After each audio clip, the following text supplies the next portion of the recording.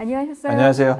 잘 계셨어요? 날씨가 추워져갖고. 근데 사실 하루 이틀 차인데 완전히 겨울이 돼가지고요. 이게 덥다가 네. 더웠잖아요. 예. 추워지니까 더 추워지게 느껴져요. 맞아요. 체감이 확 영하권으로 떨어지니까 진짜 으슬으슬하다 이런 게 실감이 나더라고요.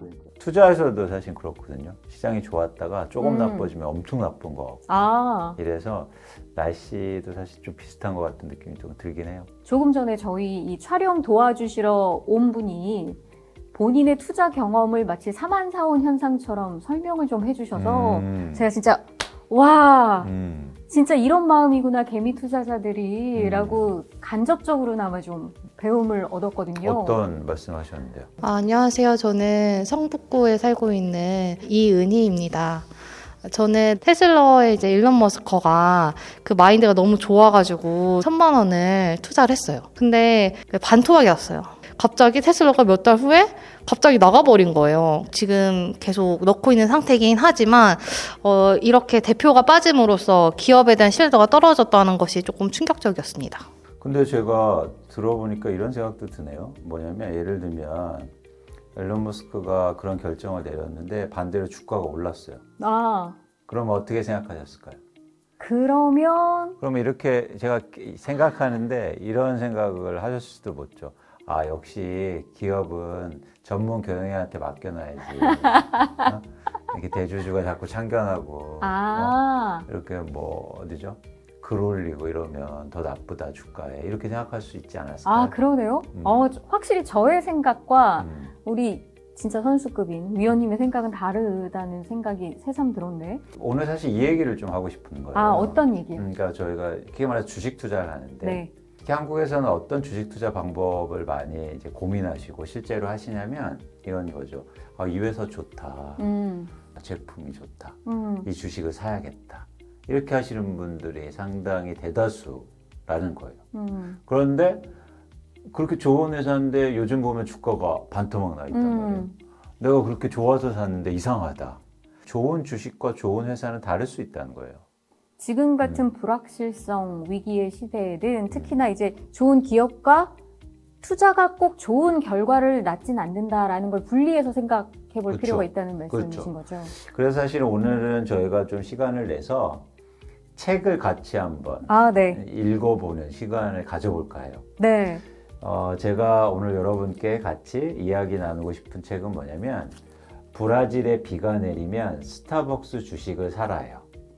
제목이 다소 감성적이다라는 생각이 드는데 지금 책 자체가 굉장히 손때 많이 묻고 공부를 옛날 뭐 대입 시험 보듯이 하신 거 아니에요? 저는 사실은 책을 이제 보통 이렇게 읽는데 이제 더 중요한 책은 여러 번 읽다 보니까 그리고 이 책은 2000년대 초반에 나온 책이에요. 네. 20년 전에 나온 20년 책? 전에 나온 책이죠. 네. 지금도 이제 계속 참고하고 보는 굉장히 저한테는 중요한 책이기도 합니다. 그렇다면 과연 20년 전에 나온 책을 왜 지금 들고 나왔을까? 이 점이 먼저 궁금해지는데요. 근데 여기서 여러분들이 아셔야 될 게 저희는 책하고는 아무 이해관계가 없다. 그냥 네. 이거는 제가 순수하게 여러분들 제가 애널리스트로서 그리고 시장을 분석하고 주식을 이야기하는 사람으로서 여러분과 같이 이야기 나누고 싶어서 제가 들고 나온 책이고 이 제목에 사실은 중요한 점이 있어요. 아까도 말씀드렸듯이 스타벅스 주식을 살 수 있죠. 네. 근데 언제 사라고요? 비 올 때. 그렇죠. 그것도 브라질이라는 나라에 비가 올 때 사라. 그렇죠. 이게 되게 중요한 거예요. 이 책을 관통하고 있는 주제예요. 사람들이 라떼를 많이 먹으면 스타벅스 주식을 사라. 그러니까 예를 들어서 이렇게 제목이 달렸으면 다른 이야기겠죠. 그 맥락은 바로 이해가 돼요. 소비가 많이 이루어지면 그만큼 기업의 가치가 높아졌다는 그렇죠. 얘기니까 주식을 사야 할 때다. 그렇죠. 그게 좋은 회사와 좋은 주식이 아닐 수도 있다는 거예요. 라떼를 많이 팔아도 주가는 안 오를 수 있단 말이에요. 그러네요. 네. 그래서 여기서 지적하고 싶은 거는 언제 사라?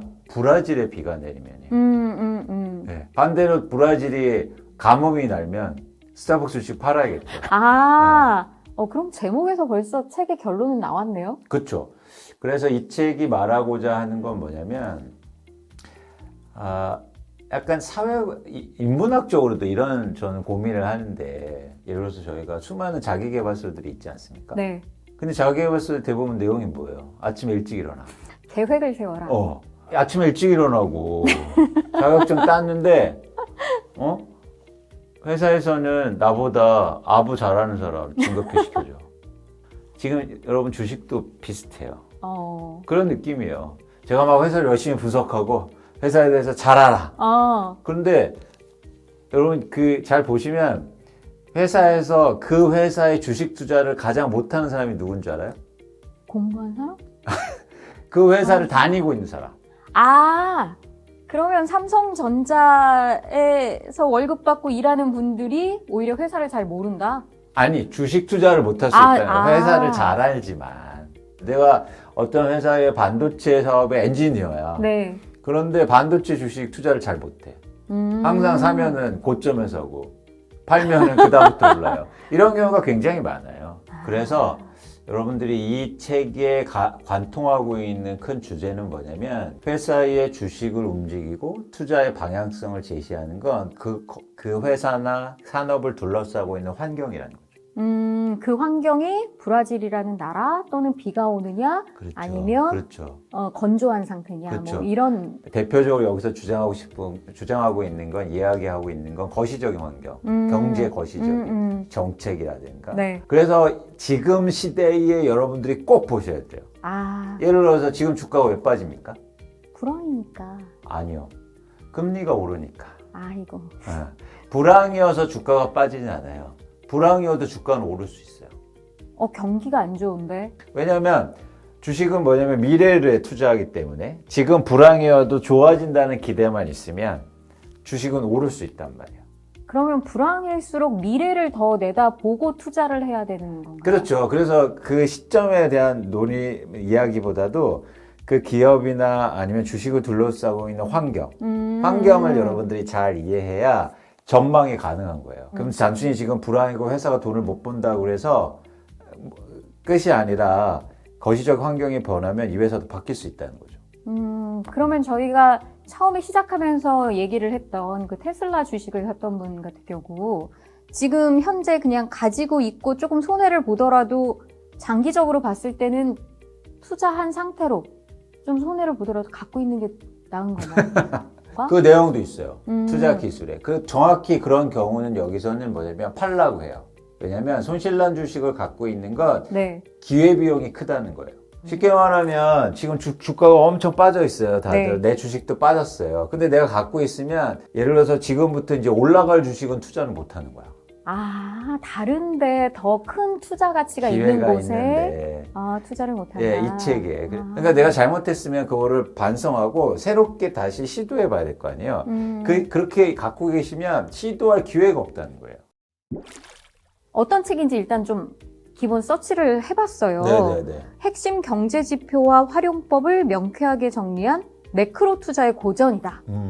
또 요즘 시대에도 맞아요. 변화하는 시대. 그런 그 주식시장은 그 또 시대에 맞는 투자의 방법이 있거든요.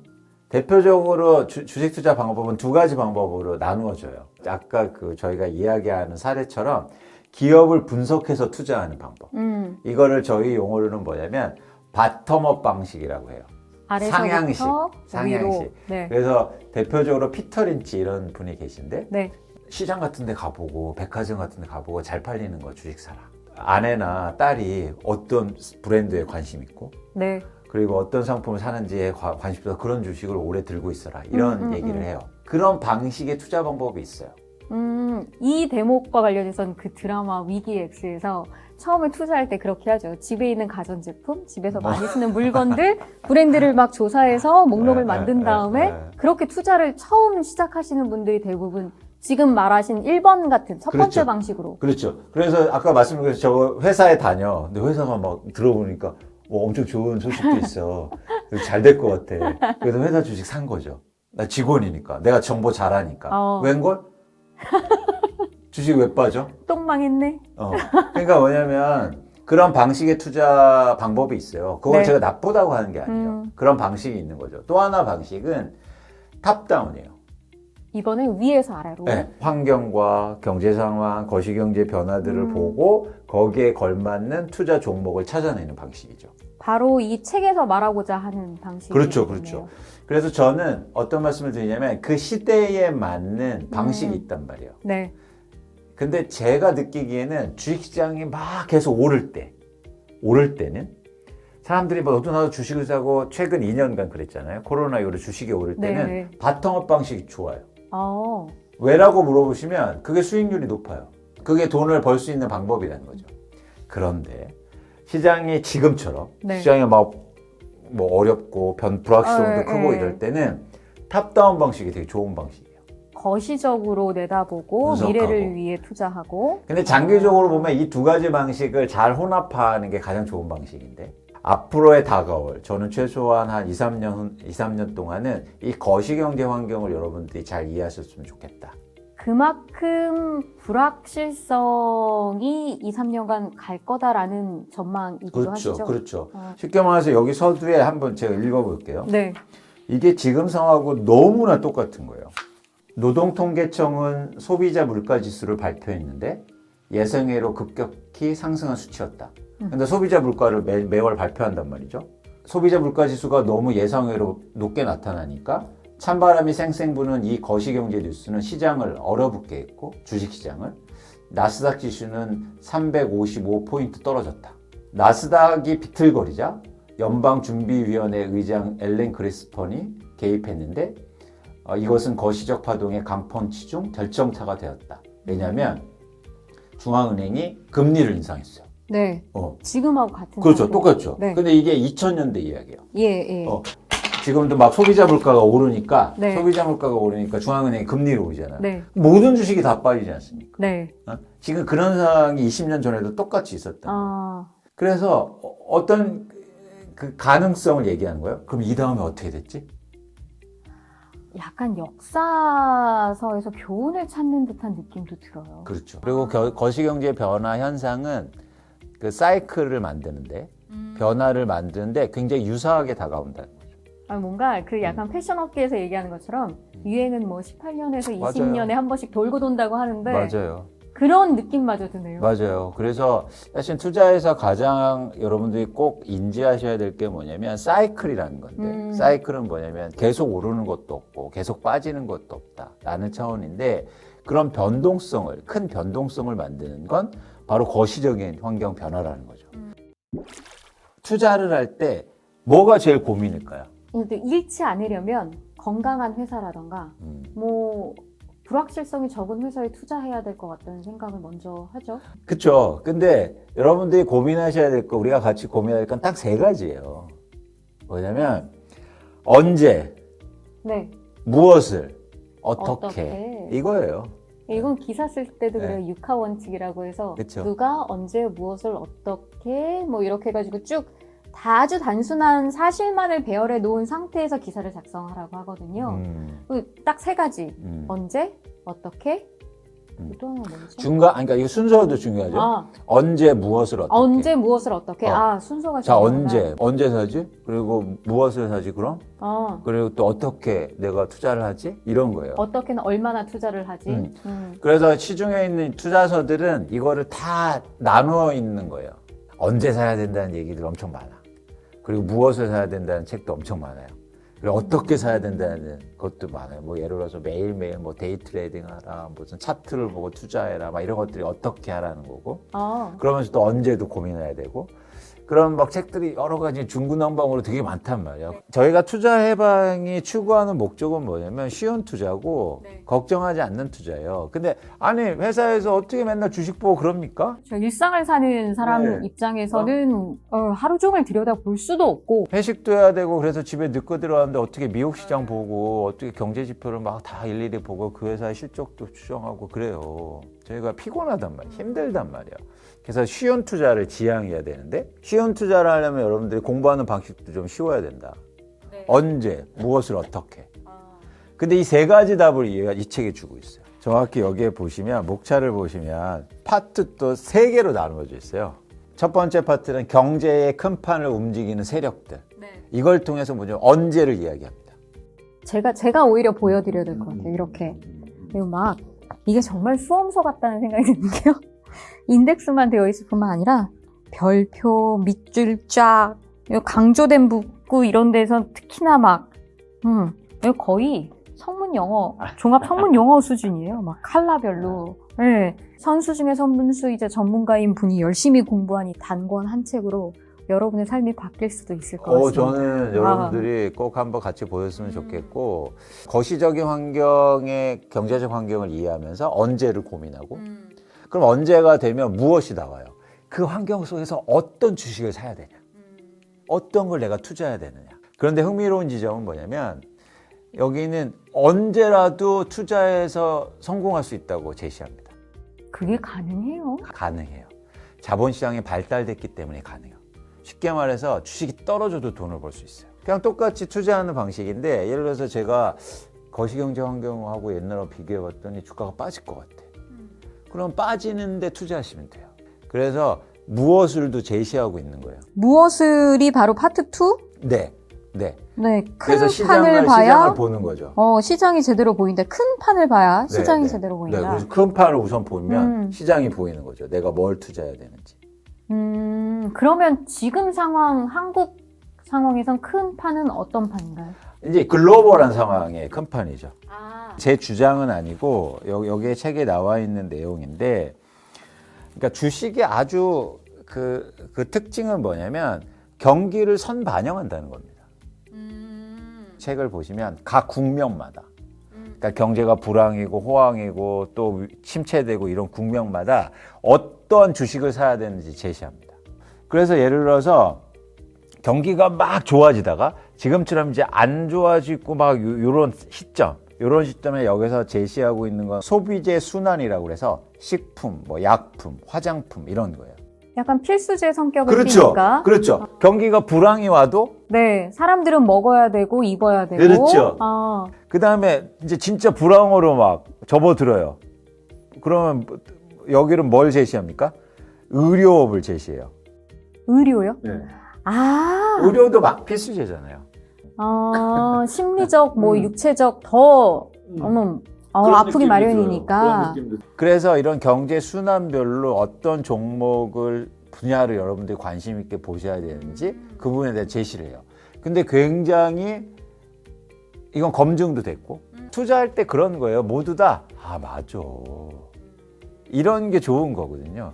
그런 느낌이 들 거예요, 여러분들이. 아니, 갑자기 번뜩 든 생각이 왜 20년 전에 나온 책을 끄집어냈을까라는 의문이 조금 풀린 게 뭐냐면요. 검증됐기 때문에 지금도 충분히 믿고 볼만하다라는 생각이 드네요. 그렇다면 그 세 번째 파트에 어떻게라는 부분이 있는 건가요? 언제, 무엇을, 어떻게? 어떻게는 이제 두 번째 파트와 세 번째 파트에서 좀 나눠져 있는데, 예를 들어서 아까처럼 마이너스 났을 때, 내가 손실이 엄청 났을 때 어떻게 해야 됩니까? 그런 답들을 줘요.